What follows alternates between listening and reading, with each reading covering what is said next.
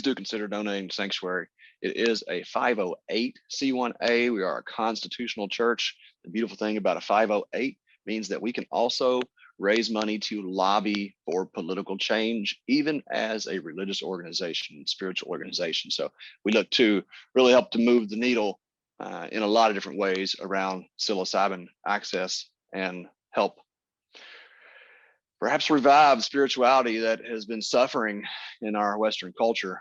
Because as many of you know, the traditional religion seems to be rather hollow, void of experience. And that's what mushrooms do, give us a direct experience with the divine. And these Sunday services are a place where we can gather, grow, and communicate and commune.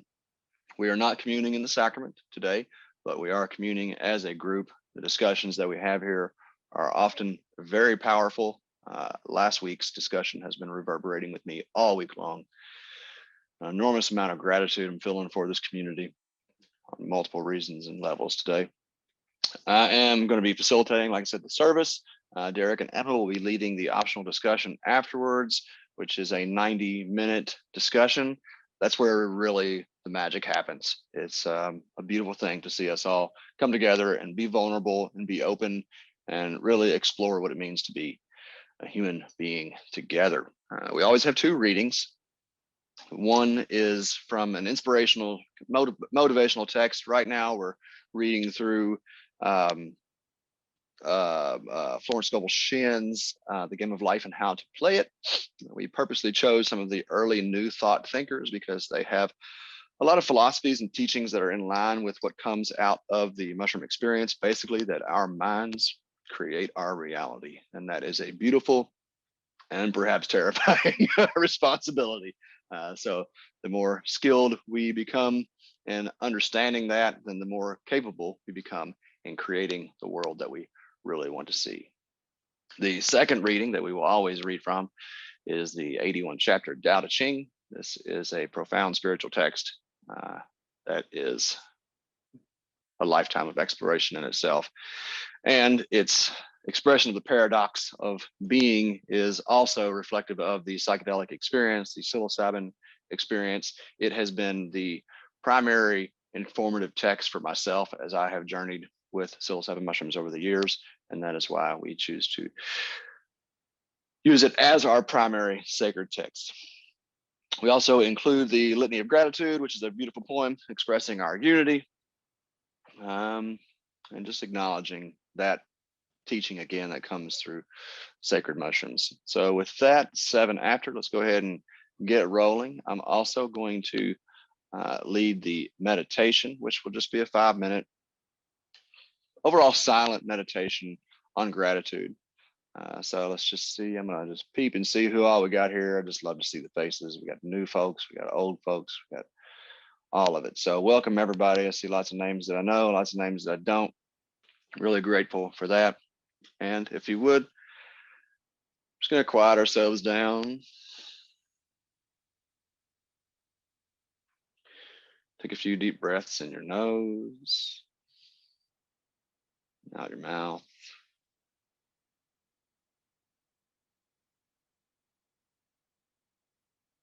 Feel yourself in your body. Remember that you are more spirit than physical, more spirit than body, more energy than matter.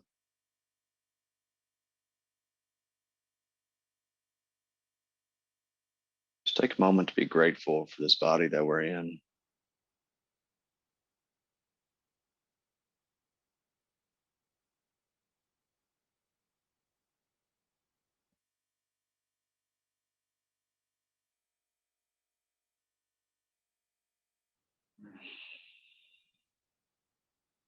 You can take your awareness down into your toes. I had a teacher once that taught me to be grateful for my big toe. If you didn't have a big toe, you couldn't stand up. Our balance centers around that one big toe. So just be grateful for that toe.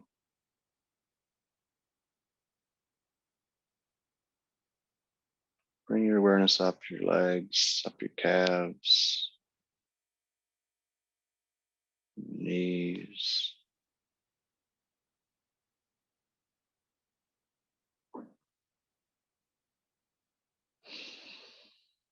Wherever your thighs, your hips supporting you where you sit right now.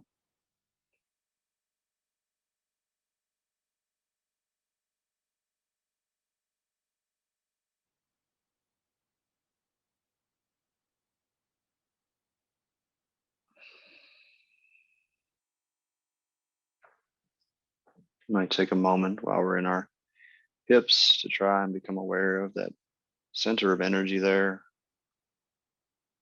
Taoists call this the lower dantian, often referred to as your root.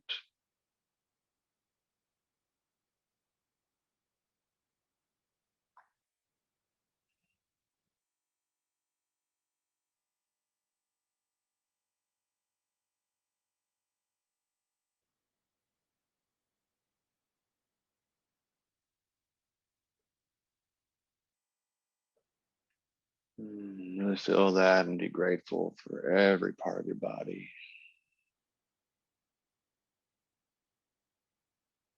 It's amazing digestive system that helps process nutrients.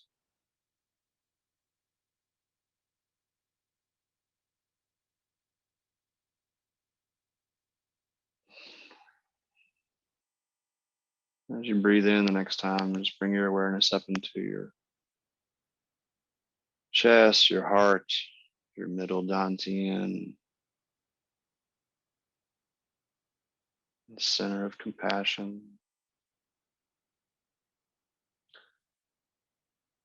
So many amazing workings going on inside of us all right now. Just be grateful for that. This heart that beats nonstop.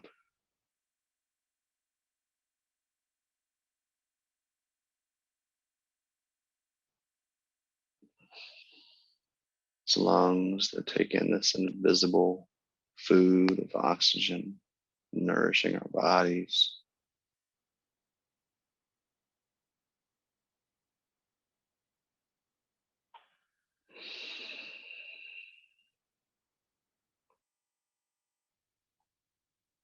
As you breathe in, bring awareness up into your shoulders and your neck.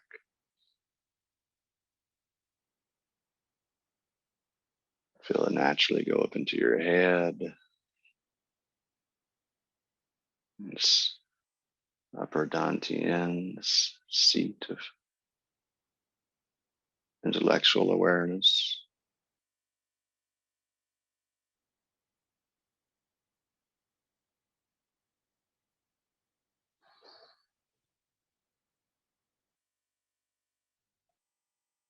I just try bringing a soft smile to your face. Realize that just a smile can change your whole attitude and perspective, can help others feel comfortable and warm and safe around you.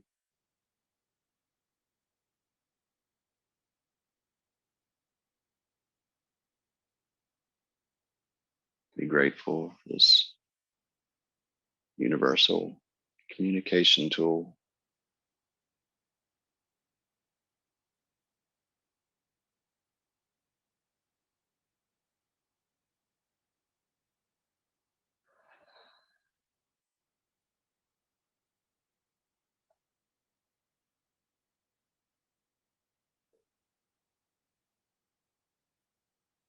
While we're here in this kind of full body awareness, just take some time to be grateful for some people in your life.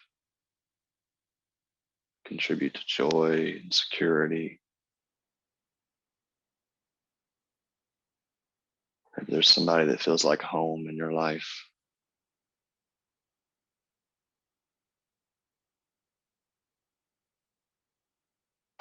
just take a minute to be grateful for them.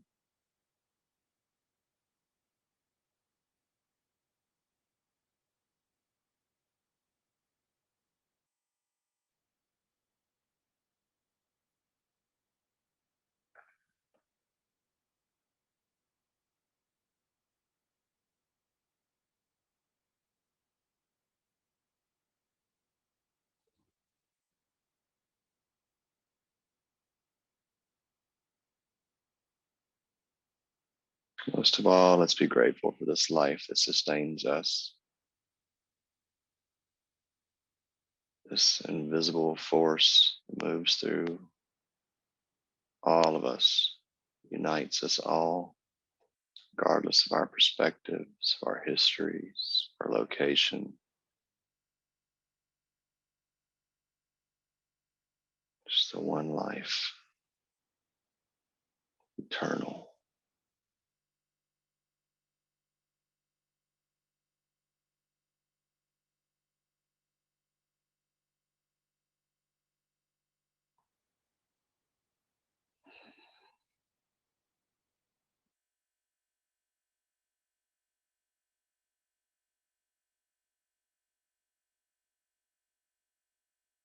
And on our out breaths, start to allow our awareness to go back down through our head and neck and shoulders.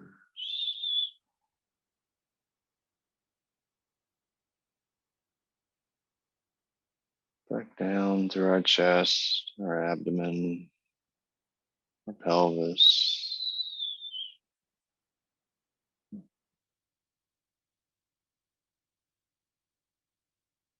Back down through our legs, our thighs, our knees, our calves, and finally our feet.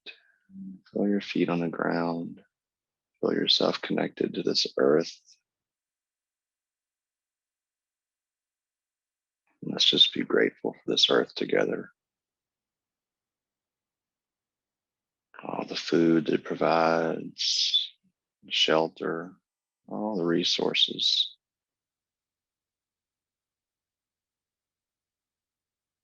All of human history right here.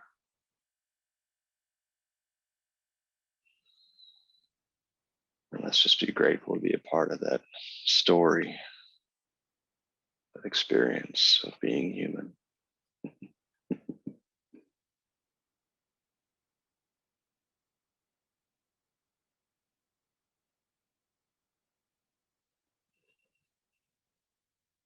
Take one more breath in and out.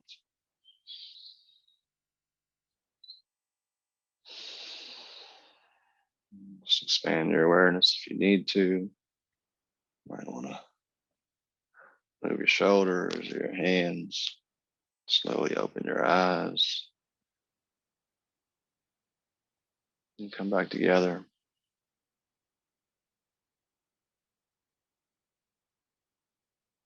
We have so much to be grateful for. Even the hardships and all the challenges that life offers. Wonderful experiences and opportunities to learn and grow.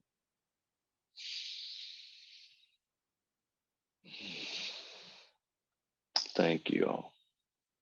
And we are going to go into our reading. I forgot to take note of who is doing the reading. So Me. I don't know. Who's me? Emma. Emma. All right. Good morning, Emma. Good morning. The Game of Life, Chapter 8, Intuition or Guidance. People little dream of how their affairs react on the body. There's a mental correspondence for almost every disease. A person might receive instantaneous healing through the realization of their body being a perfect idea in divine mind, and therefore whole and perfect. But if one continues his destructive thinking, hoarding, hating, fearing, condemning, the disease will return. Jesus Christ knew that sickness came from sin, for he admonished the leper after the healing to go and sin no more. So one's soul or subconscious mind must be washed whiter than snow for permanent healing. Jesus Christ said, "Condemn not, lest ye also be condemned. Judge not, lest ye be judged." Many people have attracted disease and unhappiness through condemnation of others. What we condemn in others, we attract to ourselves. We pick up a live wire whenever we criticize or condemn, and we can expect a shock. Indecision is a stumbling block in many a pathway. In order to overcome it, make the statement repeatedly. I am always under direct inspiration. I make right decisions quickly.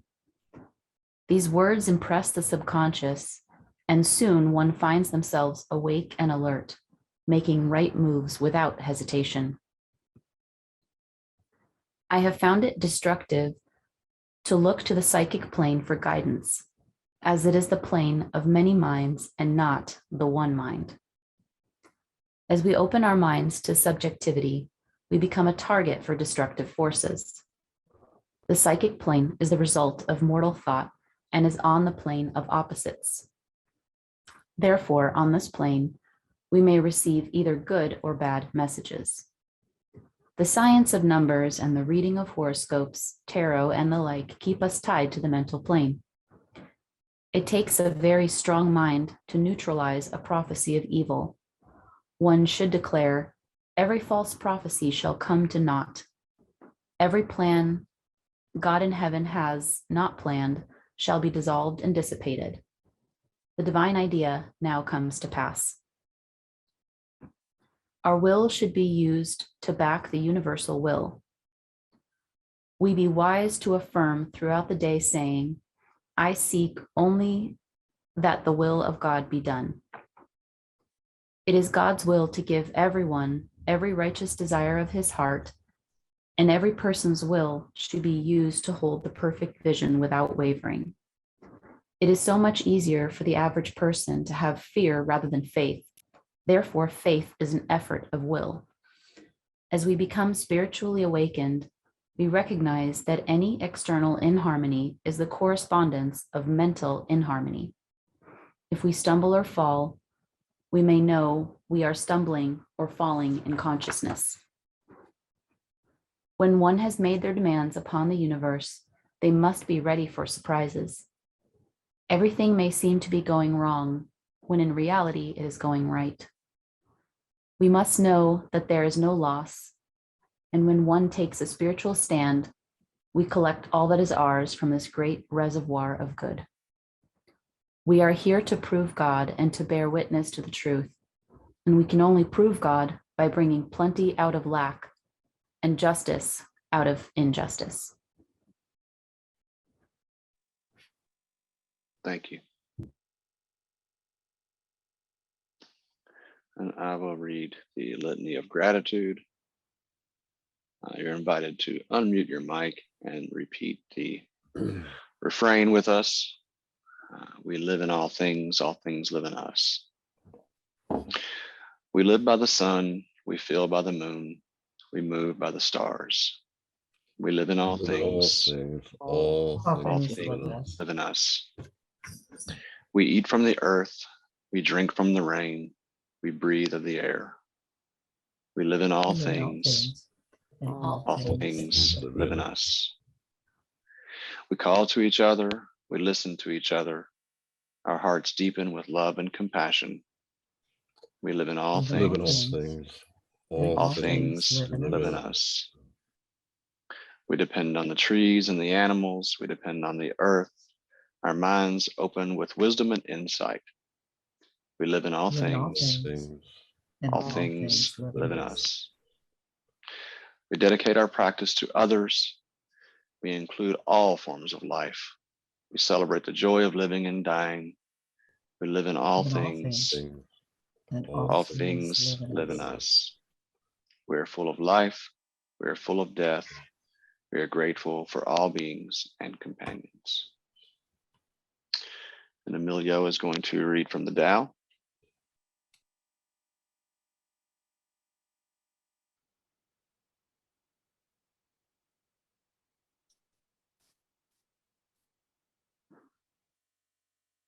There, Emilio.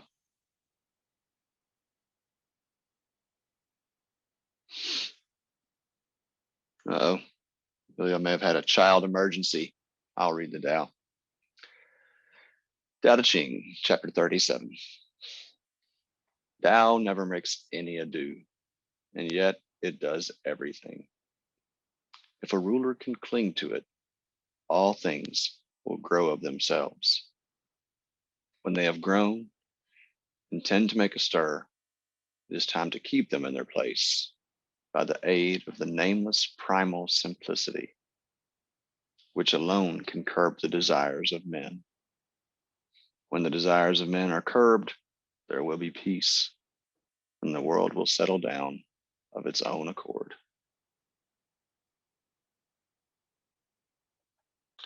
Now we'll just take a few minutes to reflect on the readings. This prompt: what role does will play in your life? And how do you understand personal will in relation to divine will? And we'll just take 5 minutes. And if you want to meditate on that, write a few notes, we'll come back and include that in our integration conversation.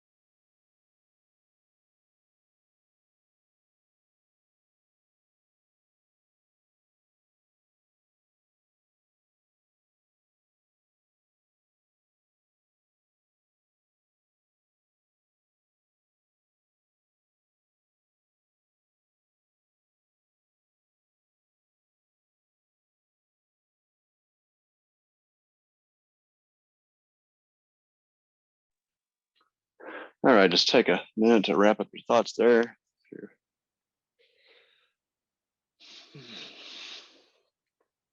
Before we get into our discussion, just a couple of announcements. For those who are interested, oh, that's right. Let me read this last line. We have come together with intentions of service to the land and its inhabitants. It is in our hearts to go forth in the world with collective consciousness. We encourage our members to stay for a continued fellowship and conversation around our readings for today. For those unable to stay, thank you for being with us. We will stop the recording so that we can